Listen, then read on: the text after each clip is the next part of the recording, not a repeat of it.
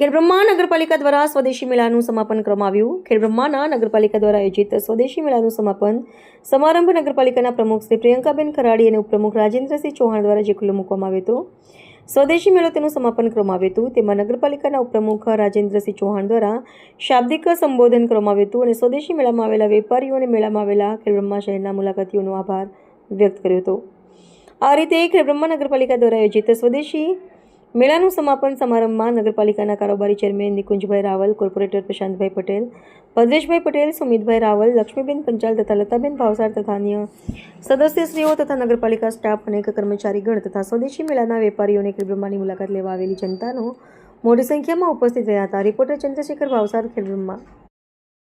એક જગ્યા મળતી નથી, એના માટે કરીને એમની અંદર આવડત હોય છે, એ બહાર આવી નથી શકતી. એના માટે હાથ કારીગરો છે, સખી મંડળો છે, નાના નાના વેપારીઓ છે, માન્ય વડાપ્રધાન શ્રી